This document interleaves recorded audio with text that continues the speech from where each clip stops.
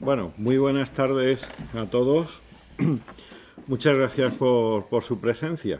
Muchas gracias por su presencia. Me corresponde como decano de la Facultad de Derecho darles la bienvenida, agradecer su presencia, cosa que hago en este momento, ¿no? Estamos en el año 2012. Creo que todos nos hemos enterado de eso. Estamos en el año 2012 y ustedes saben que se cumple el segundo centenario de la Constitución de 1812. Por eso y por otros motivos nos encontramos aquí, evidentemente. Son muchos los actos que se han organizado durante este año para celebrar esa efemérides. La Universidad de Cádiz ha organizado algo así como unos 86 programas, más de 600 actividades, y se calcula que en esas actividades van a intervenir más de 150.000 personas. Es decir, estamos hablando de un esfuerzo realmente importante y de un impacto realmente curioso. Una de esas actividades es precisamente, o la constituyen, estas jornadas que llevan por nombre la Constitución de 1812 desde la experiencia. Yo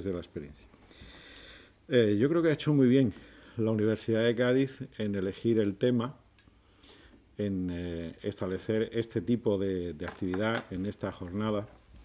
Estas jornadas, primero porque la experiencia es algo realmente importante. Mi abuela, que por eso de ser abuela, pues sabía mucho, tenía mucha experiencia, decía que de los médicos la ciencia y de los letrados la experiencia. Y la experiencia es realmente fundamental en las jornadas que se van a desarrollar durante la tarde de hoy y la tarde del jueves. La experiencia en los destinatarios. Espero que estos errores de estrategia permitan que la sesión del jueves sea más numerosa y que no haya, digamos, los problemas que hemos tenido hoy. Y la experiencia de nuestros invitados.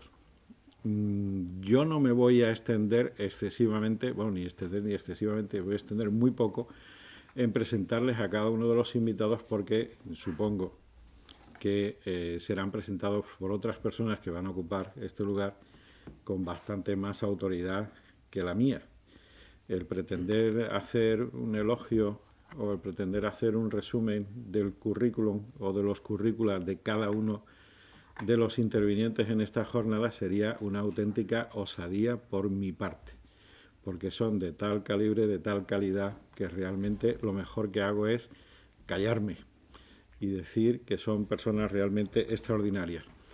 Me van ustedes a permitir solamente un pequeño atrevimiento, si me dejan ustedes, y esperando que no se enfade nadie conmigo, y es unas brevísimas, como dicen, utilizando ese superlativo mexicano, ¿no? Brevísimas palabras para expresar la gran satisfacción que me produce que hoy esté entre nosotros mi antiguo catedrático de Derecho Administrativo, don Manuel Clavero, del que tanto hemos aprendido miles de estudiantes que hemos pasado por sus aulas. Yo fui alumno suyo en el año 1975. Yo puedo decir que viví en una Facultad de Derecho de Sevilla realmente extraordinaria, y que cuando hacemos repaso del elenco de los maestros que tuvimos en aquella época, indudablemente don Manuel Clavero forma parte indiscutible de ese elenco destacado. Así que, sin extenderme más, porque he dicho que no iba a hablar mucho, puesto que las presentaciones de los presentadores y las bienvenidas de los bienvenidores tienen que ser muy breves, lo único que voy a hacer es reiterarme en darles la bienvenida, agradecer su presencia, agradecer el esfuerzo que ha hecho tanto la Asociación de antiguos miembros del Congreso y de los Diputados, excongresistas y exsenadores, así como el instituto anexo o relacionado con esta asociación, a la Universidad de Cádiz, y también de forma muy especial a todos los intervinientes que van a tomar parte en estas jornadas, porque han demostrado lo han hecho desde luego con un altísimo desinterés y un desprendimiento total. Muchas gracias y espero que disfruten y aprendamos todos mucho de estas jornadas. Muchas gracias. Muchas gracias, Manuel. ¿Empezamos o tiene que venir alguien? Empezamos. Buenas tardes.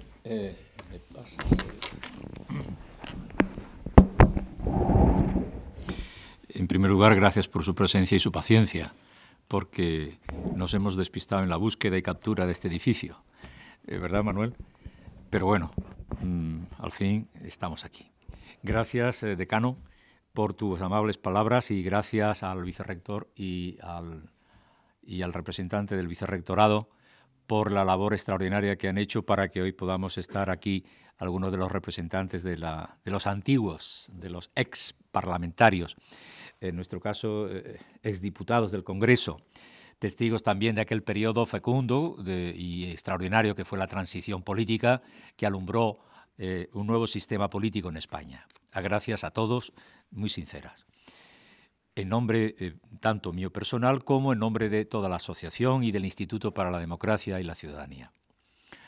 El tema que hoy nos convoca aquí, hablar de la Constitución del 12, es una ocasión extraordinaria para reflexionar, y después en la mesa de diálogo me imagino que podrán intervenir los presentes, acerca de lo que ha significado la Constitución de Cádiz, que es como es popularmente conocida, la Constitución del 12, y la aportación de la Constitución del 12 a la historia del constitucionalismo y a la vida política española. A veces dice uno, ¿qué interés tiene realmente hablar de una cosa que ocurrió hace 200 años? Bueno, eso es verdad, es una posición muy respetable, pero a veces el tiempo pasado nos permite, con perspectiva histórica, desapasionada, hacer una reflexión profunda que tenga un valor actual. ¿En qué medida será un poco la resultante? Y esperemos que al final de la segunda jornada, aunque hoy se pueda avanzar algo, ¿en qué medida la Constitución de Cádiz ha influido en nuestra conducta, en nuestro constitucionalismo español e incluso en nuestra actual y vigente Constitución? Por eso a mí me corresponde abrir un poco el fuego y decir que en esta presentación la Asociación de Exdiputados y Exsenadores y el Instituto para la Democracia y la Ciudadanía lo que pretende es hacer una reflexión compartida. Es una reflexión de cómo los grandes valores constitucionales fueron, digamos, acuñados precisamente en aquel momento histórico. Y por eso yo creo que sin más preámbulos debo de entrar a trazar las grandes líneas del debate de hoy. La primera cuestión que se plantea es la crisis del antiguo régimen, del absolutismo. Y la crisis del absolutismo, muy gráficamente, porque es un tema bastante conocido por ustedes, podríamos decir que se precipita por una serie de acontecimientos y hechos que son históricos. Se puede interpretar en mayor o menor, digamos, grado de intensidad, pero básicamente la crisis viene marcada por la presencia del ejército francés en 1808. Esa presencia tiene su origen, como sabéis, en el Tratado de Fontainebleau de 1807, por el que el ejército francés teóricamente iba a pasar por el norte y se iba a anexionar Portugal. Pero en ese ínterin se constata la existencia de una confrontación dinástica entre el rey Carlos IV, Fernando VII, que tiene su espoleta en marzo de 1808 con el motín de Aranjuez, el 17 de marzo. Los seguidores de Fernando VII consiguen que abdique Carlos IV. Ahí hay una confrontación, movimiento que es observado por los franceses y por el emperador Napoleón, y aprovechan para mover sus bazas. los acontecimientos del 2 de mayo y la represión del 2 de mayo en Madrid es la chispa que desencadena el levantamiento, es un poco la señal de alarma. Y la insurrección inmediata como consecuencia de que los infantes y los reyes están retenidos en Bayona. Luego tenemos aquí un proceso revolucionario que se articula a través de las supremas juntas de provincia, de las provinciales, en la que reivindican el poder originario para la nación. Hay numerosísimas proclamas apelando al levantamiento del pueblo español, de la nación, porque no está dispuesto a perder su independencia, a perder y a constatar que están retenidos, secuestrados, podríamos decir hoy, el rey y la familia real. Este hecho, que es verdaderamente inédito, es determinante en todos los acontecimientos, porque, digamos, la represión de los franceses, la insurrección de las provincias, la creación de la Junta Central Suprema o la Suprema Junta Central a modo de gobierno para ordenar y dirigir las operaciones militares y garantizar un mínimo de gobierno al tiempo que, por otra parte, los franceses, a través del nuevo monarca, José I, puesto que Bonaparte obliga a abdicar primero a Fernando VII, otra vez a favor de su padre, y Carlos IV, otra vez, digamos, a favor de José I, es aquello verdaderamente es una comedia dramática, pero al fin y al cabo tiene mucho de esperpento y de farsa. Lo cierto es que la Junta Central se ve obligada a trasladar su ubicación, su sede, a Sevilla, como consecuencia de las circunstancias de la guerra. Tiene un mandato aproximadamente entre octubre y finales de enero, octubre de 1808 y enero de 1810, o sea que estamos hablando, pues no llega a 2 años, me parece, ¿no? 1808, 9, eso es, sí.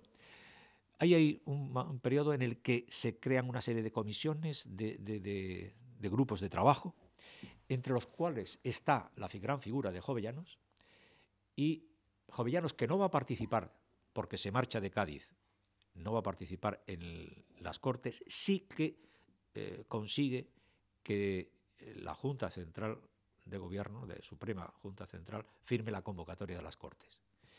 Evidentemente, las Cortes, si se reúnen en la isla de León, es por razones obvias. El territorio español está ocupado por fuerzas extranjeras napoleónicas.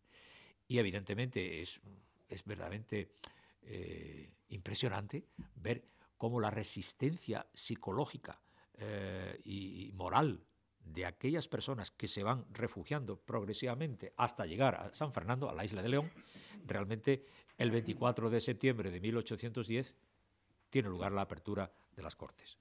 Bien, yo me voy a centrar en el tema de la Constitución, pero hay que decir que en ese periodo en el que las Cortes se reúnen los primeros meses, entre septiembre y mediados de febrero en la isla de León, después, como sabéis, pasa a Cádiz, al Oratorio de San Felipe Neri, donde siguen los debates y sobre todo la comisión constitucional que preside Diego Muñoz Torrero. Ahí va ocurriendo una serie de cosas importantísimas, porque realmente es un momento inédito en la historia constitucional española. Es un hito histórico que podríamos decir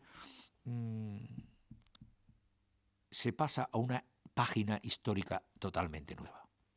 El antiguo régimen está cayendo, si no ha caído del todo, hasta que, claro, se corona la obra de las Cortes con la Constitución de 19 de marzo del 12, y lo importante es fijarnos en las grandes aportaciones de las Cortes a través de la Constitución, al pensamiento político contemporáneo, a la cultura política constitucional, que prácticamente después del fallido intento que la Ilustración española, de manera tímida, de manera muy moderada, fracasa en los últimos años de Carlos III y los primeros de Carlos IV.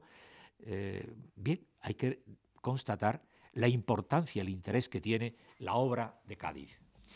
En la obra de Cádiz hay que decir que no porque fueran diputados gaditanos, y lo lamento porque yo fui diputado constituyente por Cádiz en el 77 y me hubiera gustado decir, lo más que puedo decir que me siento muy feliz de que el cura de Algeciras, Vicente Terreros, pues fue uno de los grandes parlamentarios de Cádiz. Digo, bueno, no es mal, porque siempre es Argüelles, es Toreno, es Muñoz Torrero, Espiga, y la verdad es que dice, me echen falta, de vez en cuando decía algo el cura de Algeciras, que por cierto nació en San Roque. Pero bueno, no solamente era el cura de Algeciras, sino curiosamente había determinados clérigos eclesiásticos, francamente, con una gran formación ilustrada. Recordemos a Diego de Muñoz Torrero, Antonio Oliveros, por ejemplo. Hay una serie de personas, digamos, con una gran formación del pensamiento ilustrado, la recepción de las ideas políticas de Inglaterra y de Francia que han llegado en los últimos años del siglo XVIII. Y ahí es donde está, digamos, la gran aportación de la Constitución, con una cierta curiosidad, o si queréis, singularidad, y es que diciendo lo que dice la Constitución y en los debates parlamentarios, y es, en definitiva, recepción de las ideas de la Ilustración francesa, fundamentalmente, desde mi punto de vista, también de algo, pero en menor medida, del pensamiento político inglés, lo cierto es que la revolución liberal que se inicia en Cádiz se caracteriza porque hay que hacer, pero no decir para que no se parezca que decimos, lo mismo que los franceses. O sea, había que simular el ejercicio del disimulo, hay que disimular, hay que aparentar que no estamos leyendo ni hablando de Montesquieu, ni estamos hablando de Locke, o de la Revolución Francesa, o de la Constitución Francesa del 91. Hay que decirlo, pero sin decir que son ellos. Entonces, un ejercicio habilidoso, porque era tal la reacción del absolutismo que tenían que transaccionar hasta los adjetivos y el lenguaje a utilizar. Pues bien, entremos en los grandes temas y las grandes aportaciones. La primera cuestión que se reivindica como algo nuclear fundamental del texto de Cádiz es el nuevo concepto de nación. Nación. El artículo primero dice que la nación española es la reunión de todos los españoles de ambos hemisferios. Dice la reunión, ¿no? Podría haber dicho, bueno, el conjunto, bueno, dice la reunión, vale, de ambos hemisferios, está hablando, claro, de todas las Indias, de todas las colonias, de todo el imperio, o los imperios que había allí en el Atlántico, las Indias occidentales. En su artículo primero. En su artículo segundo, la nación española es libre e independiente, no es ni puede ser patrimonio de ninguna familia ni persona. Marca un poco, es una especie de tirón de orejas o de golpe que le dan a la familia de Borbón, a Fernando y a Carlos IV, diciendo, ya, ustedes no tienen derecho alguno para transferir la soberanía, para elegir a José I. No pueden, ustedes tienen que consultar, es el pueblo, el núcleo originario de esta soberanía, del poder de designar. Y en este sentido nos encontramos como el concepto de nación pasa de ser una denominación que hasta el siglo XVIII prácticamente se hablaba en términos de nación cuando hacía referencia al origen geográfico, territorial, lingüístico, sin más. Este es de tal región, de tal otra, es de la nación vizcaína, de la nación catalana, de la nación valenciana, etc. No tenía ningún contenido político. Mientras que Cádiz lo que hace es dar un contenido radicalmente nuevo al concepto de nación. La nación pasa a ser el sujeto del derecho público, es el sujeto de la soberanía. De ahí la importancia que para ellos tiene objetivar la nación como el verdadero protagonista de la historia, hasta entonces el protagonista, en los últimos 300 años por lo menos, pero más también antes, lo era el rey. El periodo que va de 1500, para decir, a 1800, siguiendo un poco el razonamiento de ellos, el rey era la base, el centro neurálgico del sistema político, la voluntad del rey. Es verdad que venía acompañada de las Cortes de Castilla, las Cortes aragonesas, pero era un papel muy secundario. Y no se hablaba de nación como concepto, no. Ahora aparece en el debate el nuevo concepto, de tal manera que para los liberales, Argüelles, Torrero, el conde de Toreno, Oliveros, Nicolás Gallego, toda la facción, digamos, el partido político, diríamos hoy, el partido de los liberales, acuña la idea de que el concepto de nación viene a ser como una persona jurídica pública, una persona moral integrada por el conjunto de los españoles, y ahí no hay distinción. Ahí el rey, la persona del rey, es uno más. El noble o el eclesiástico es uno más, es un miembro más de la nación, pero no tiene una consideración específica singular en razón a su jerarquía social. No es por ser el clero una parte relevante, no, aquí somos todos iguales. El concepto, pues, de nación experimenta una mutación. Es verdad que para los absolutistas la nación era algo más parecido a lo que sería una conjunción, la suma de el rey, el pueblo, los nobles, el clero y el territorio, el reino. El pueblo, la nación debería ser lo más parecido al reino, al conjunto. Entonces la nación no es esta nítida concepción liberal, es un conjunto en el que se diluye todo, ¿no? Bien, pero pretenden siempre meter a los sectores privilegiados de la nobleza, del clero y al rey como formando parte íntimamente de la nación. Los liberales dicen no. La nación es un concepto absolutamente novedoso, que arranca, por supuesto, de la Constitución francesa del 91, fruto de la Revolución Francesa. La nación es eso, un cuerpo moral, es una persona moral, es una persona jurídica de derecho público, pues, que va a jugar un papel muy relevante. ¿Y por qué? Y tenían tanto interés en acuñar este concepto. Por cierto, este concepto de derecho público, unitario, donde no cabe dividir el territorio para la nación es una, está integrada por una sola persona. ¿Por qué tenían tanto interés en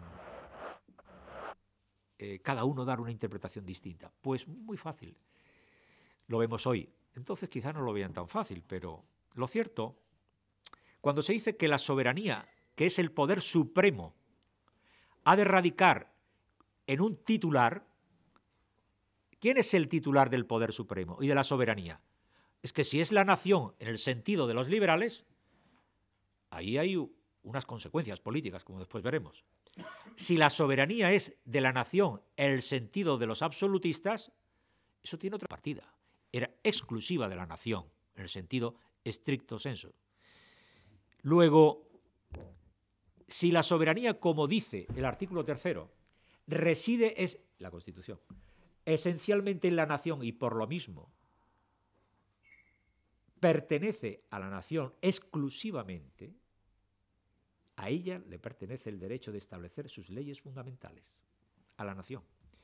Luego, ese derecho originario, esencial, es propio de la nación en el sentido duro de la palabra, liberal, no en el otro sentido, donde se diluye, se comparte entre el rey, la nobleza, el clero, el Estado llano, bueno, vamos a ver aquí, y los territorios, que era la tesis que pretendían introducir los diputados americanos, del Perú, de México, de Venezuela, de Guatemala, etc. ¿Por qué? No les interesaba a ellos. Es algo así como el debate que en los últimos años se ha planteado aquí, en España, entre los distintos territorios y comunidades. No todos los españoles pretenden el concepto de soberanía y de nación que acuñamos en la última Constitución nuestra, del 78. sujeto unitario, indivisible la soberanía, y a ella le pertenece en exclusiva. A los catalanes nacionalistas no les interesa sino un concepto más parecido a lo que decían los americanos. Era, no, mire usted, la soberanía, en la soberanía y en el juego del poder supremo, tienen mucho que decir los territorios americanos y los pueblos americanos considerados individualmente. Esto de que la nación española es un cuerpo moral, es una persona de derecho público titular de la soberanía, no les convencía. Y, de hecho, transigían porque los habilidosos liberales, Argüelles, Toreno, Muñoz Torrero, bueno, pues supieron realmente jugar con gran acierto. Pero aquí está una de las cuestiones claves del constitucionalismo español. Por supuesto, el debate se polarizó. Diputados monárquicos absolutistas decían, la soberanía es del rey. Había un grupo de monárquicos moderados, siguiendo el pensamiento de Jovellanos, que decían, bueno, ¿y por qué no es compartida entre el rey y la nación? Los liberales, el tercer grupo, decían, no. La soberanía pertenece en exclusiva y esencialmente a quien pertenece, la nación. En ese sentido, las consecuencias eran muy importantes. De una parte, si decimos una nación que es titular de la soberanía, se plantea el tema, ¿y esa soberanía nacional o no es soberanía nacional?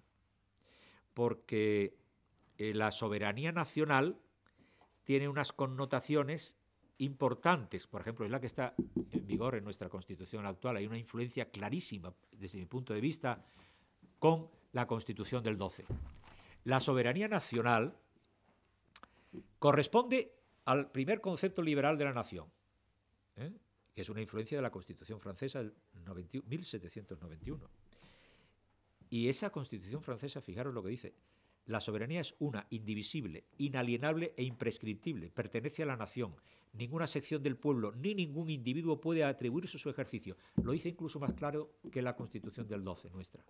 Eso, se ve que el pánico, el miedo que podían tener hablar en estos términos era, dice, como lo digamos, seguramente el argumento era, nos van a acusar de afrancesados. Ah, sois afrancesados, sois proclives a la Revolución Francesa, pero está clarísima la influencia, aunque está dicha aquí en otros términos.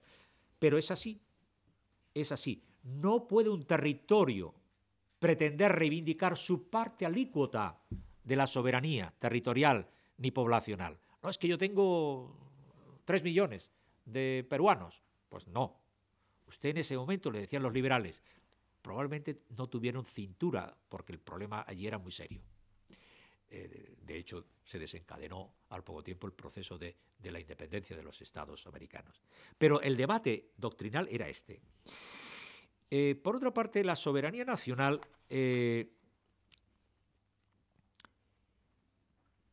no era la soberanía popular, porque la soberanía popular es aquella en la que las personas físicas y los territorios en concreto se atribuyen esa soberanía, la tesis de los americanos.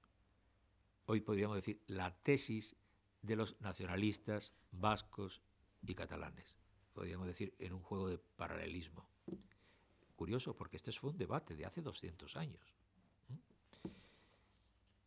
Y en este sentido no es igual, desde el punto de vista doctrinal, decir soberanía nacional que soberanía popular. La soberanía nacional es verdad que es un concepto más etéreo, más formal, más ideal, moral. El otro parece que es más concreto. Oiga, mi soberanía yo la entiendo porque mis electores reivindican esto y lo más allá. Mi territorio. Bueno, pues eso no salió adelante en la Constitución del 12. Tercer paso. La representación política.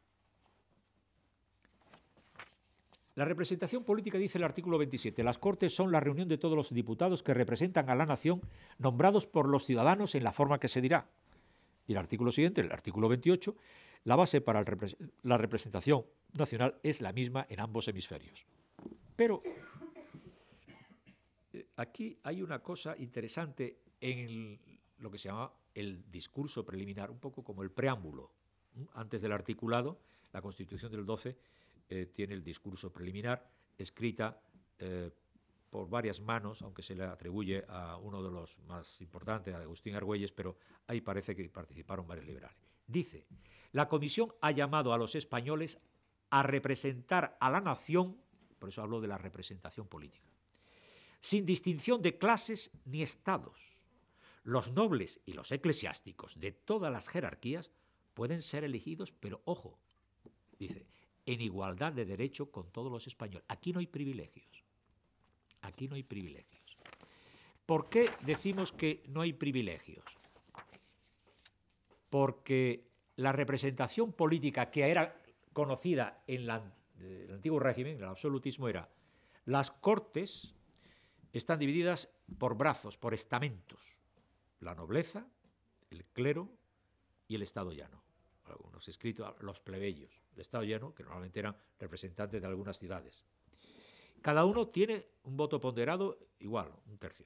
Lo preside el rey.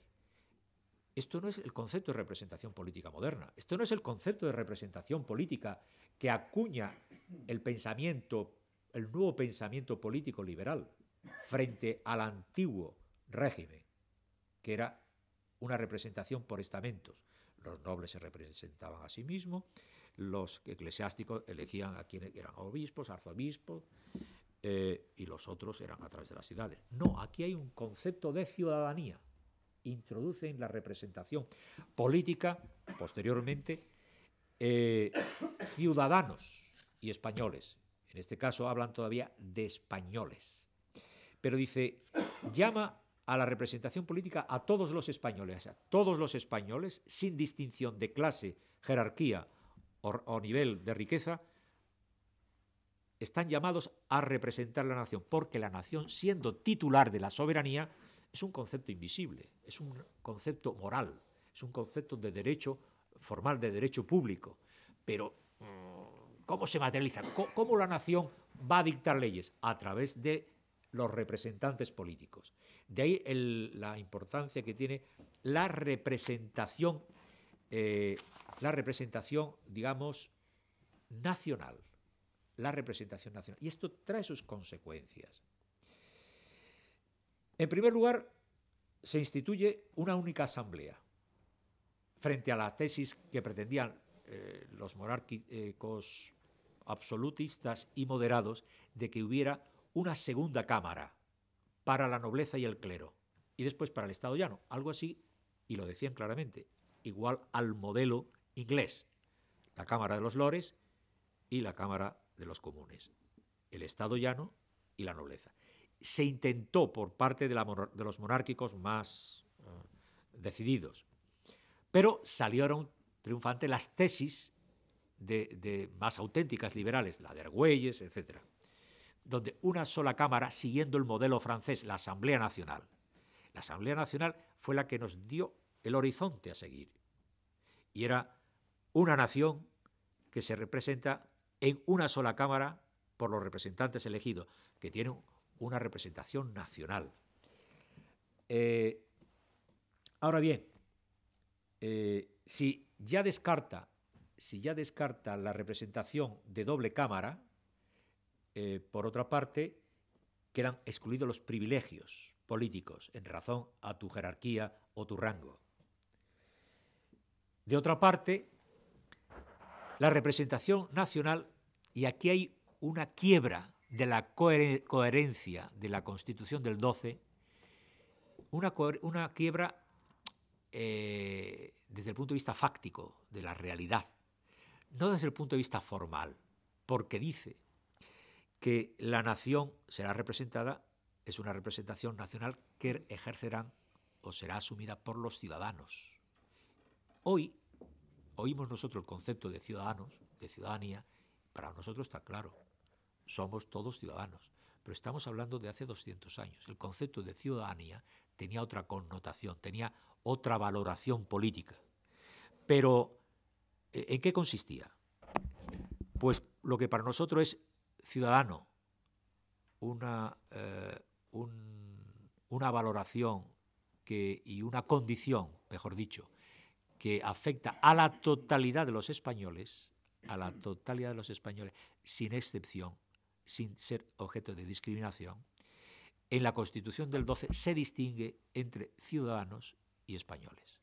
No todos los españoles eran ciudadanos, solo aquellos que cumplían determinados requisitos, además de ser una mayoría de edad, además de ser varones, además de no podían ser mujeres. Las mujeres no eran ciudadanas, eran españolas, pero no ciudadanas, ni podían representar a la nación. Quedaba restringido el concepto de la representación nacional a ciudadanos que eran varones, mayores de edad, que tuvieran que pagaran, diríamos hoy, un determinado nivel de contribución, que tuvieran un nivel de renta determinado, de los cuales, por supuesto, quedaban excluidos el servicio doméstico, todas aquellas personas de la que no constara que tenían medios económicos para subsistir, y, por supuesto, los originarios de África. Más o menos, eso estaba pensado en términos de, aún había residuos de esclavitud en algunas de las posesiones de la monarquía española, especialmente en América, y en segundo lugar porque había un rechazo de los propios americanos, diputados americanos, a dar el estatus de ciudadanía a los que procedían a los mestizos, a los indios. Ahí había un mar de fondo, y de ahí que la distinción de españoles y ciudadanos permitió afirmar: bueno, señores, la nación, a través de las leyes, puede definir, no lo dice exactamente así, bueno, hay algún articulado que sí está claro, pero lo dice de manera razonada. Los ciudadanos son aquellos que, en razón a sus méritos, podríamos decir, en razón a su capacidad, a su educación, a su competencia en cuanto demuestran su nivel de renta, su nivel de formación, son los que están llamados a representar a la nación, no cualquier español. Ahí hay una quiebra del principio, pero bueno, recordemos que hace 200 años las cosas eran muy distintas. Era pasar de ser súbditos, en algunos escritos se hablaban de los vasallos del rey, súbditos, que no pintaban nada, a decir, bueno, la nación formada por el conjunto de todos los españoles, pero la nación que es titular de la soberanía designa a través de un procedimiento o procedimientos electorales, quiénes son sus representantes, y estos representantes llevarán a feliz término la representación nacional de toda la nación. Hasta cierto punto es comprensible que en un proyecto tan novedoso fuera muy restringida. Probablemente los electores, si mal no recuerdo, pero los primeros electores se calculaban en torno a unos 6.000, o no sé si llegaban, o sea, poquísimo, para una población que tenía varios millones de personas. Luego, aquí tenemos una de los avances, pero también de la falta de coherencia, visto desde nuestra perspectiva, pero tenemos que ser comprensivos de que estamos donde estamos. Estamos en 1812, bueno, los debates entre 1810, sobre todo fue en los meses centrales de 1811, cuando se empieza a debatir en el Pleno los trabajos de la Comisión Constitucional. Luego, aquí, digamos, nos encontramos con este matiz. Hay otro aspecto desde el punto de vista de los conceptos en relación a la representación política, que decía antes, la representación nacional, que es el concepto que acuña el pensamiento liberal. Después está la llamada representación política popular, que tiene resonancia de otro pensador, que yo hasta ahora no he citado, que es Rousseau. Esta, a diferencia de la otra, tiene un marcado carácter de lo concreto. Se refiere está mal dicho representación popular, porque realmente los representantes popular o la representación popular formulada por Rousseau está pensando en que el sistema político representativo no tiene sentido. Hay que ejercer la democracia directa. Y la democracia directa dice claramente que el pueblo directamente ha de asumir y tomar las riendas del poder sin representantes. Esta es la posición más radical, más doctrinaria, frente a la tesis, digamos, concretamente de Sieyès y de los revolucionarios de Francia, franceses, también de la gente nuestra, de los Argüelles, Toreno, etc., y de John Locke, francés, de inglés, el gran teórico del liberalismo inglés, donde dice, no, cuidado, vamos a ver, nosotros estamos a favor del concepto de nación, estamos a favor de la representación nacional y de la soberanía nacional, pero precisamente porque entendemos que la nación necesita unos representantes, hablamos de una representación nacional, porque, válgase la expresión contradictoria, representación popular, no habría lugar a hablar de representación, sino el ejercicio directo del poder por el pueblo, por la nación. ¿Y quién es la nación? La gente, la colectividad, los individuos. Entonces, esto, que tiene resonancias ya en la actualidad y puede ser preocupante, porque yo creo que uno de los grandes logros de los fundamentos y de los cimientos de la Constitución del 12 fue apuntar en la dirección adecuada y correcta de que el sistema representativo, a pesar de sus imperfecciones, a pesar de sus desvaríos, a pesar de sus desviaciones y de multitud de calificaríamos de formación muchas veces, sigue siendo importante por la complejidad de la vida pública, por la complejidad que comporta conciliarlos, multitud de intereses, multitud de circunstancias y eventos y acontecimientos. Pero bueno, lo digo porque hoy parece que se apunta por algunos sectores a fomentar el desprestigio de la representación nacional, que a veces lo tiene bien ganado, también hay que decirlo, que a veces lo tiene bien ganado, por los vicios que ha acarreado durante mucho tiempo. Pero una cosa es, si han tenido ustedes experiencia, porque me parece que sí, todos aquí habremos tenido alguna experiencia de cuando alguno de nosotros, o nuestras mujeres, o nuestras abuelas, lavaban a un niño que estaba sucio, porque había jugado y se había puesto hecho un asco, el bebé dice, momento, tira el agua sucia, pero no tires al bebé, no lo tires por la alcantarilla, tira el agua sucia, pero no tires el bebé. Pues eso valdría. Cuidado, una cosa es que hay que limpiar y hay que lavar de toda la sociedad que posiblemente el actual sistema representativo que nace de Cádiz, y otra cosa es tirar al bebé.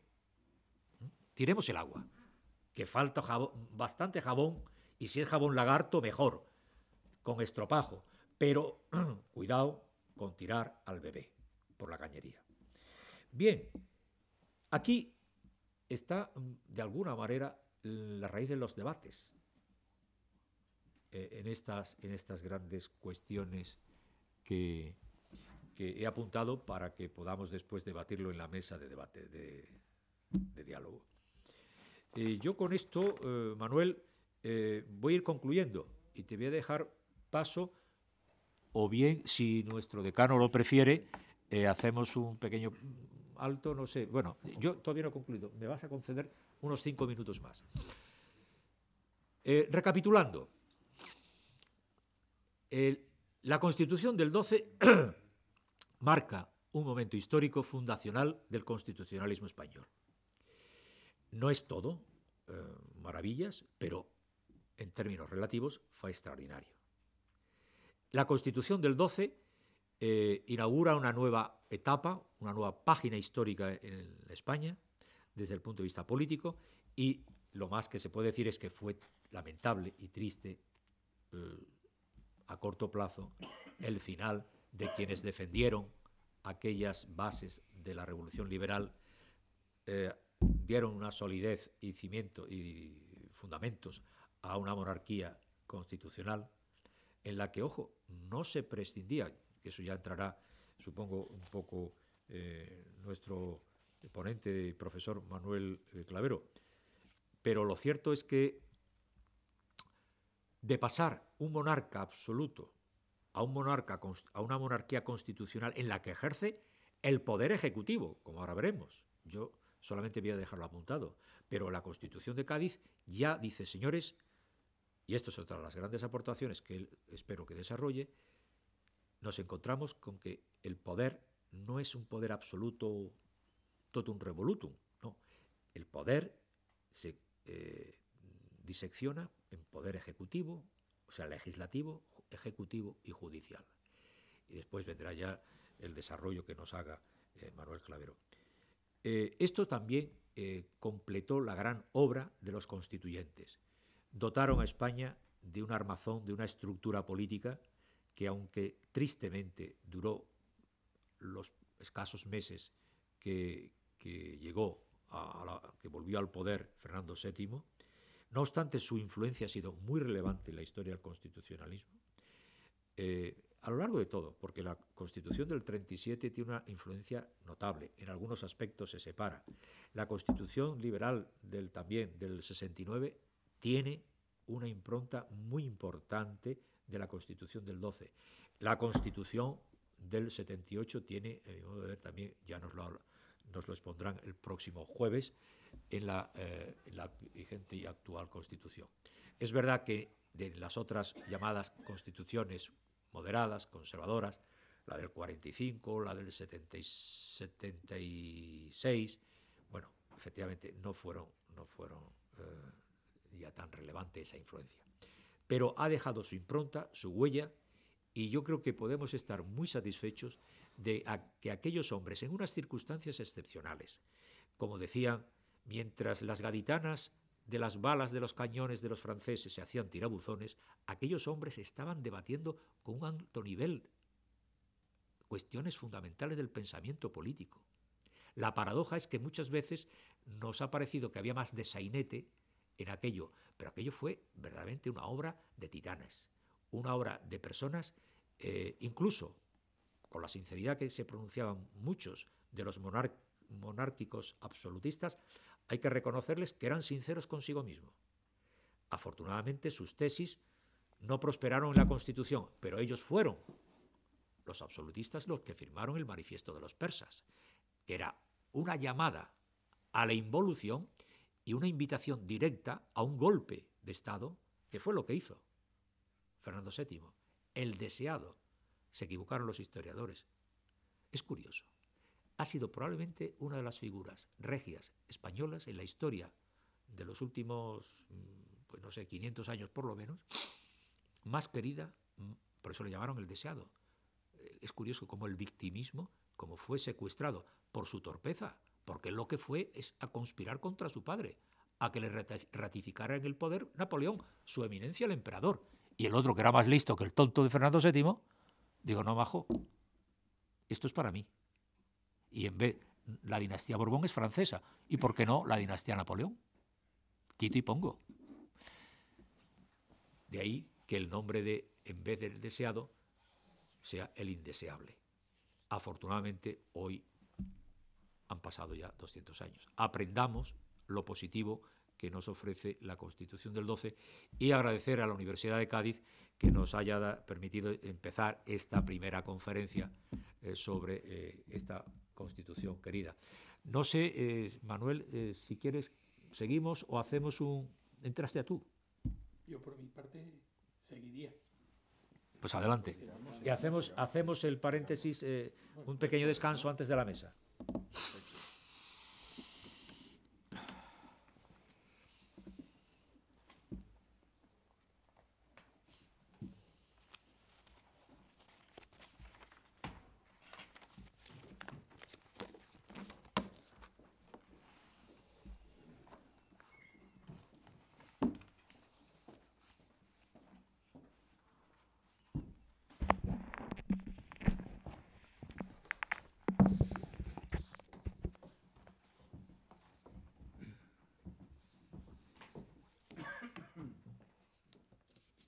Ilustrísimo señor decano, ilustrísimo señor decano del Colegio de Abogados, señoras y señores. Para mí es una gran satisfacción pronunciar esta conferencia en la Facultad de Derecho de Cádiz. La Facultad de Derecho de Cádiz, que está en Jerez, porque no podré nunca olvidar que la Universidad de Cádiz me nombró doctor honoris causa precisamente por esta Facultad de Derecho. Y el Colegio de Abogados me nombró colegiado de honor por la generosidad de dicho colegio, del que yo me honro en formar parte. Muchas gracias, señor decano, por el recuerdo que ha tenido de mi magisterio cuando estudió en la Facultad de Derecho. Como sabéis, el tema de mi charla va a ser el de las instituciones administrativas en la Constitución de Cádiz.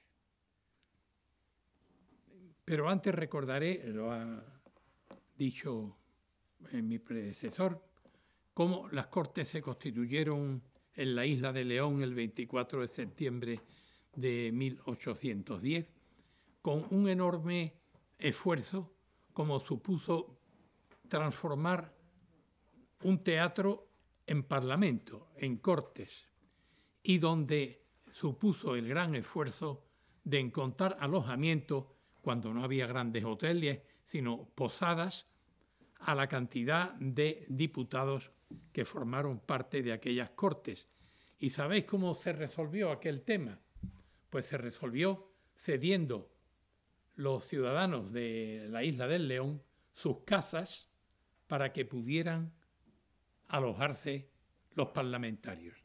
Y aquí tengo la nota de que fueron 207 casas las que los sanfernandinos, diríamos hoy, ofrecieron para que se alojaran los diputados que venían a las Cortes de 1812, que terminó siendo la Constitución de 1812. Desde un punto de vista administrativo, diré que la Constitución de 1812 es, en toda la historia constitucional de España, la Constitución más larga. La Constitución de 1812 tiene 384 artículos y la Constitución vigente de 1974 pues tiene 169. Vean la enorme diferencia. Y gran parte de estos 384 artículos están dedicados, como ahora veremos, a las instituciones administrativas. El territorio español, que es una pieza fundamental en general de toda Constitución, pero para las instituciones administrativas, pues leo lo que dice el artículo 10 de la Constitución. Territorio español está comprendido en la península, con sus posesiones e islas adyacentes, por Aragón, Asturias, Castilla la Vieja, Castilla la Nueva, Cataluña, Córdoba, Extremadura, Galicia, Granada, Jaén, León, Molina, Murcia, Navarra, provincias vascongadas, Sevilla, Valencia, Islas Baleares, Canarias, con las demás posesiones de África. Y ahora luego hablaremos del territorio que está en otros sitios. Pero lo que sí quiero llamar la atención es que faltan Cádiz, Huelva, Almería y Málaga. Y están, no Andalucía, sino Córdoba, Jaén, Granada y Sevilla, que eran en definitiva los 4 reinos. Por eso es por lo que están en la Constitución.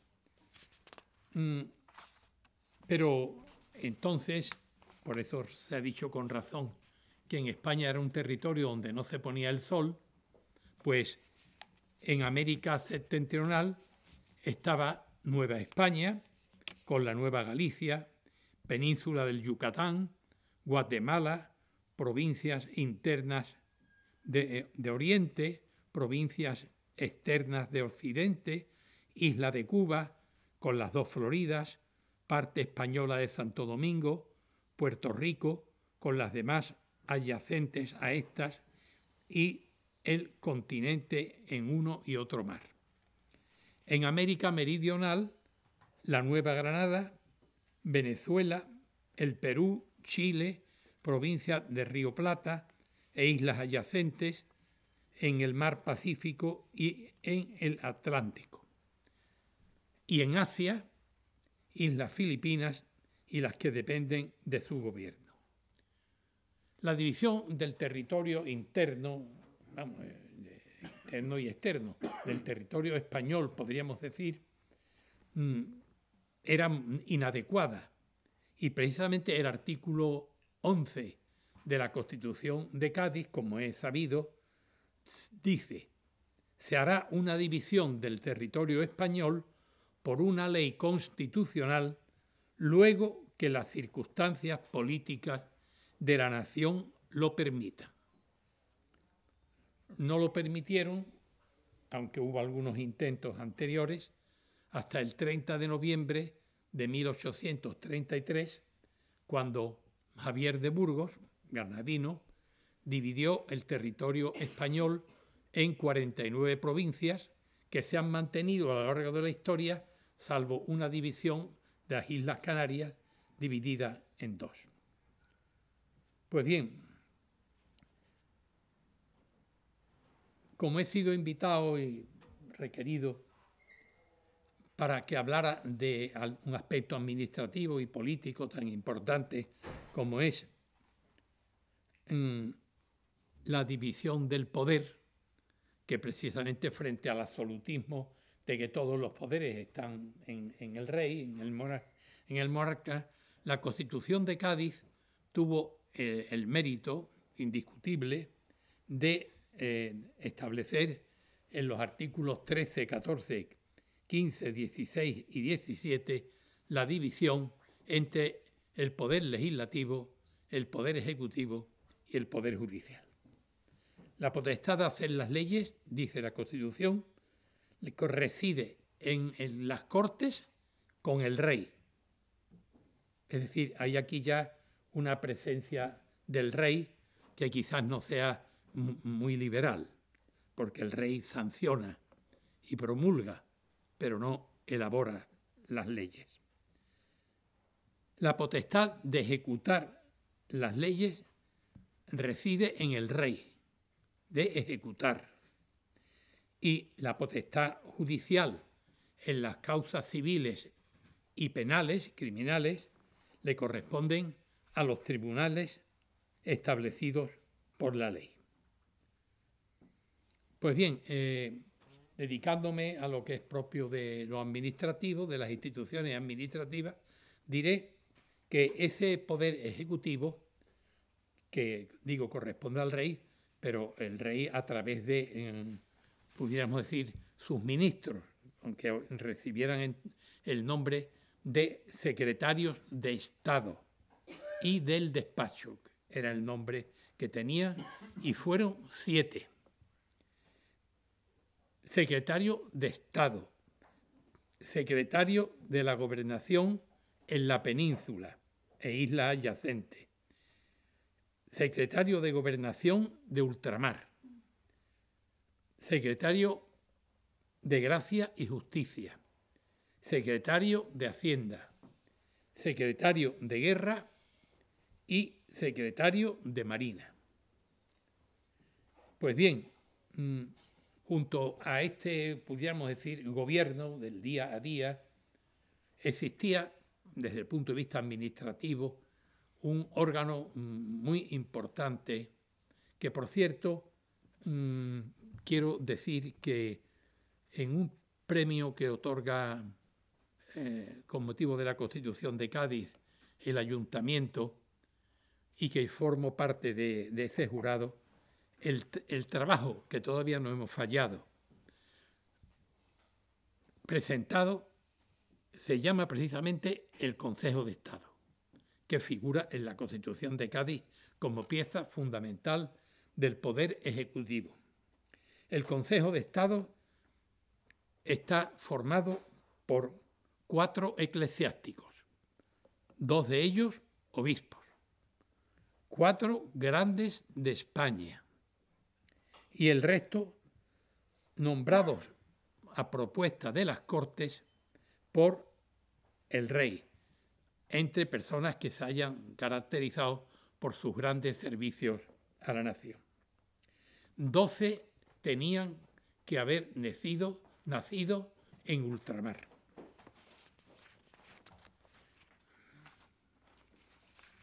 El apartado, el título 5 de la Constitución está dedicado precisamente al Poder Judicial, que, como he dicho, está constituido por los jueces y tribunales dedicados a resolver cuestiones civiles y criminales. Entonces, no existía la jurisdicción contencioso-administrativa, que no nace sino después, precisamente a través del Consejo de Estado más reciente, con un sistema de justicia retenida y luego delegada, pero que entonces, quiero decir que no existía la jurisdicción, ni la administrativa, ni la judicial. Lo que sí me parece importante en la Constitución de Cádiz es precisamente la administración local, es decir, lo que hoy entendemos por corporaciones locales, municipios y provincias. Toda razón, he dedicado un artículo reciente a la administración local en la Constitución de 1812. Don Adolfo Posada dijo que el verdadero origen de la administración local moderna que hoy tenemos está en los artículos 309 a 355 de la Constitución de 1812. Los ayuntamientos, en primer lugar, pues estaban formados por, esto sí es importante, bajo la presidencia del jefe político, y estaba formado por alcalde o alcaldes y por regidores y procuradores. El alcalde regía durante un año y los demás se rotaban, se modificaban, se alteraban cada 2 años. Se ha dicho, con razón, que la autonomía municipal no puede existir si no existe una lista de competencias que constituyen su actuación, sus funciones. Y debo decir que la Constitución de Cádiz la contiene, cosa, por ejemplo, que la Constitución española vigente no contiene. Una lista de competencias en donde están los servicios municipales. Está en la Ley de Régimen Local, pero no en la Constitución. En la Constitución de Cádiz sí está en la Constitución. Y aunque sea un poco largo, creo que nos da idea de lo que era el núcleo de la vida municipal.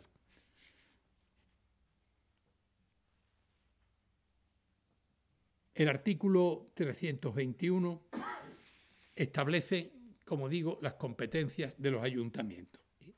Y son las siguientes. La policía de salubridad y comodidad. El segundo, auxiliar al alcalde en todo lo que pertenezca a la seguridad de las personas y bienes de los vecinos y a la conservación del orden público. Podríamos decir una facultad de policía. Tercero, la administración e inversión de los caudales de propios y arbitrios, conforme a las leyes y reglamentos, con el cargo de nombrar depositarios bajo responsabilidad de los que lo nombren. Cuarto, hacer el repartimiento y la recaudación de las contribuciones y remitirlas a la tesorería respectiva. Quinto, cuidar de todas las escuelas de primeras letras y de los demás establecimientos que se paguen con los fondos del común. Sexto, cuidar de los hospitales, hospicios, casas de expósitos y demás establecimientos de beneficencia bajo las reglas que se prescriban. Séptimo, cuidar de la construcción y reparación de los caminos, calzadas, puentes y cárceles, de los montes y planteos del común y de todas las obras públicas de necesidad, utilidad y ornato. Octavo, formar las ordenanzas municipales del pueblo y presentarlas a las Cortes para su aprobación. Aquí lo de la autonomía, como veis, está bastante, no ya restringida, sino inexistente. Hay una facultad de proponer las ordenanzas, pero para que las aprueben las Cortes. Y el noveno y último, promover la agricultura, la industria y el comercio según la localidad y circunstancias de los pueblos y cuando les sea de útil y beneficio. Echo de menos en algo que me imagino que no es una cosa de nuestros días, sino que tenía que existir entonces, que son los cementerios, los mercados y los transportes. Aunque entonces los transportes, como es natural, no tenían la entidad, ni probablemente existían transportes municipales. No existía metro, no existían tranvías, en fin, no existían los tradicionales medios de transporte actuales. Bien, sí, me he referido a los ayuntamientos y a los municipios. Debo decir que la Constitución también dedica una parte del título sexto, concretamente los artículos 309 a 355, a las provincias y diputaciones provinciales. Y a mí aquí me surge una duda, un problema. ¿Qué provincias eran las que existían entonces?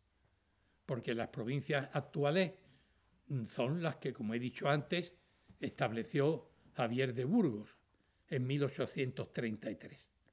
Pero que debía haber provincias lo determina pues en la propia Constitución cuando habla de las provincias y diputaciones provinciales. Lo cierto es que debían existir, aunque no existían en la Constitución. Y antes me parece que he omitido algo que creo de importancia, que volviendo a los ayuntamientos, que establecía la Constitución que habrá ayuntamientos en todos los pueblos que tengan 1000 almas. Habría ayuntamientos. Pero volviendo a las diputaciones provinciales, también la Constitución establece una larga lista de competencias de las diputaciones provinciales que, por no cansaros, no voy a leer. De aquí pasamos a otro aspecto administrativo de primer orden, que es el título octavo de la Constitución, titulado de la Fuerza y Militar Nacional. Establece, son los artículos 356 a 365, que hay una fuerza permanente de tierra y mar, entonces no había aviones. Y el objeto de esa defensa es tanto la defensa exterior como mantener el orden interno. Es decir, que al ejército le correspondía mantener el orden interno. Y digo esto porque se ha criticado mucho el artículo, me parece, 8º de la Constitución española vigente, cuando establece que al ejército le corresponde garantizar la unidad nacional. Pues bien, las Cortes fijan anualmente el número de tropas y el número de buques que estén amarrados o que estén a la mar.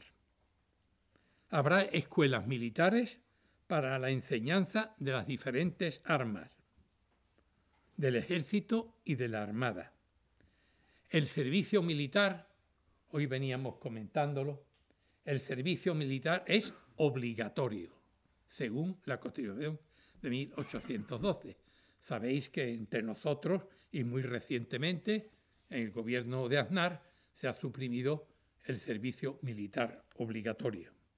Pero también establecía la Constitución que habría milicias nacionales en cada provincia, de las que podría disponer el rey, pero nunca sacándolas de la provincia donde tenían su origen. El título 9 está dedicado a la instrucción pública y establece que en todos los pueblos habrá escuelas. Fíjese que todos los pueblos son los que tengan más de 1000 habitantes, como dije antes. En todos los pueblos habrá escuelas de primeras letras que enseñen a leer, escribir y contar. Es decir, no las 4 reglas, sino contar, nada más. Habrá universidades y centros donde se expliquen todas las ciencias, la literatura y las bellas artes. Bueno, yo creo que querría decir algunas palabras ya sobre el conjunto que me merece la Constitución, y para mí es fundamental, y está precisamente en el título que habla de la enseñanza, está la libertad de prensa, que como sabéis fue típica creación de las Cortes de Cádiz. Todos los españoles tienen libertad de escribir, imprimir y publicar sus ideas políticas sin necesidad de licencia, revisión o aprobación alguna. Y también su derecho a publicarlas, sin restricciones y sin perjuicio de las responsabilidades que puedan incidir por que establezcan las leyes. Esta libertad de prensa, que se ha comentado mucho como una de las grandes aportaciones de la Constitución de Cádiz, hizo que Cádiz tuviera una intensísima cantidad de periódicos en aquel tiempo. Hasta las Cortes crearon su gaceta para que se dijera frente a todo lo que, o al lado de lo que decían los periódicos, unos de una tendencia, otros de otra, lo que decían las Cortes. Y en este sentido se llamó a Cádiz la capital del periodismo español, y apareció una figura importantísima para el mantenimiento de los medios de comunicación escritos, que fue la publicidad. Si cogéis los periódicos de aquella época, veréis la cantidad de anuncios que publican de los distintos comercios e instituciones.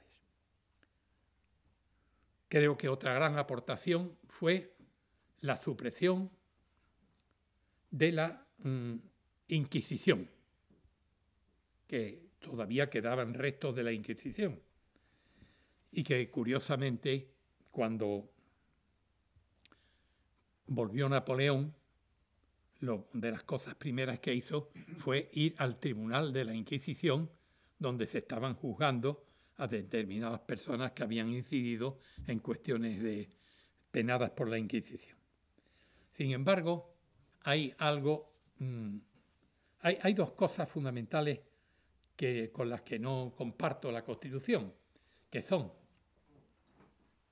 que no abolió la esclavitud, que todavía, se ha dicho aquí, se practicaba sobre todo en algunos sitios de América, que era territorio español.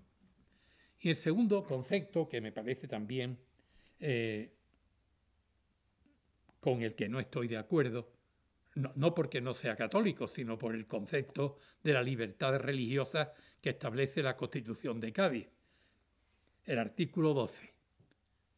La religión de la nación española es y será perpetuamente la católica, apostólica, romana, única, verdadera. La nación la protege por leyes sabias y justas y prohíbe el ejercicio de cualquier otra. Fíjense lo que eso supondría comparado con el artículo de nuestra Constitución actual, que otorga la libertad religiosa y la propia doctrina de la Iglesia Católica, aunque muchas veces se practique contra ella en determinados países actualmente y desgraciadamente. Pero hay otro artículo curioso del que apenas si se ha hablado, que es el artículo 117 de la Constitución, que dice: el 25 de febrero de todos los años, todos los diputados, con sus manos puestas sobre los sagrados evangelios, jurarán defender y conservar la religión católica, apostólica y romana, y ninguna otra que pueda presentarse. Como veis, estos conceptos de la libertad religiosa no los comparto, como yo creo que no los comparte hoy ni la propia Iglesia. Pero sí quiero decir que la Constitución de Cádiz, cuando se elaboró, tuvo tal repercusión que Carlos Marx, el fundador del marxismo, se ocupó de ella, y se ocupó de ella elogiándola, sobre todo por la limitación que suponía para el monarca. Dijo Carlos Marx: lo más importante son las limitaciones de las facultades del rey. En Cádiz había ideas sin achones, y en el resto de España había achones sin ideas. Pero quiero terminar diciendo que la Constitución de Cádiz ha tenido también sus críticas.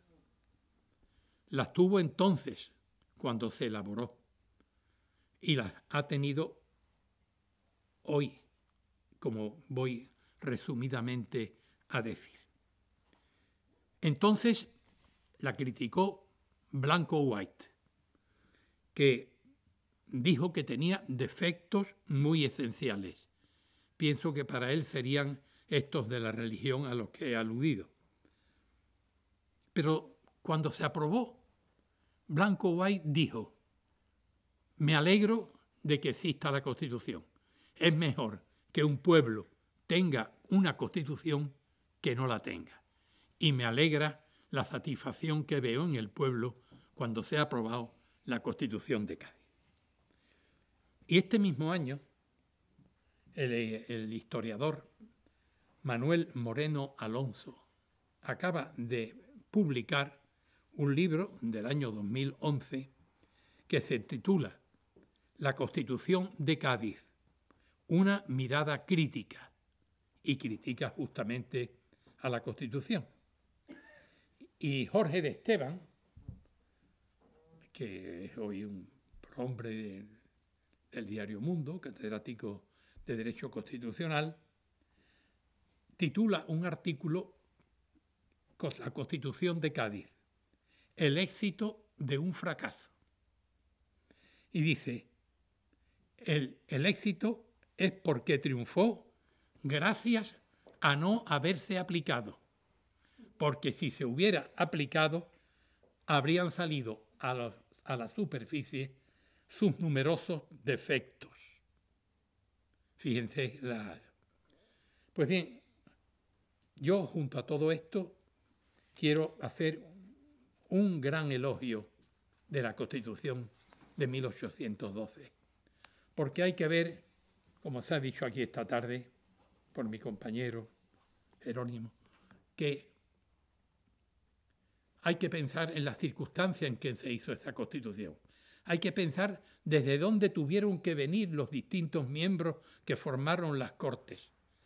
Hay que ver que Cádiz y la isla de León estaban sitiadas por franceses.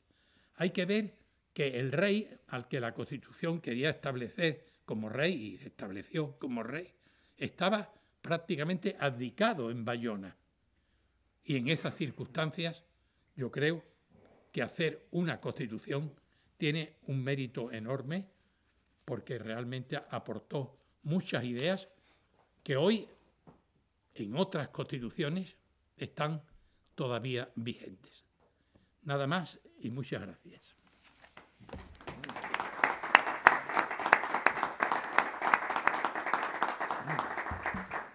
Bueno, pues muchísimas gracias a don Jerónimo Sánchez Blanco, don Manuel Clavero. Creo, según el programa que me han pasado, que ahora lo que toca es un café. O sea que si ustedes lo desean, vamos a tomar algo. Con mucho gusto les invitamos. Y con posterioridad creo que tenemos una mesa redonda o una mesa de debate donde podremos hablar todo. Yo creo que la mesa va a ser... Sí, no, va a ser una mesa de camilla, sí. Pero puede ser una mesa muy agradable. Ah, bueno, ¿ves? ¿Sabes? ¿Prefiere que la hagamos ahora? No, me parece bien lo del café. Yo porque... Estamos ya casi hora y media. Jerónimo, ¿no te parece bien excusar la ausencia de Núñez y Cabo? Sí, efectivamente, se nos ha olvidado. Sí. Gracias, Manuel.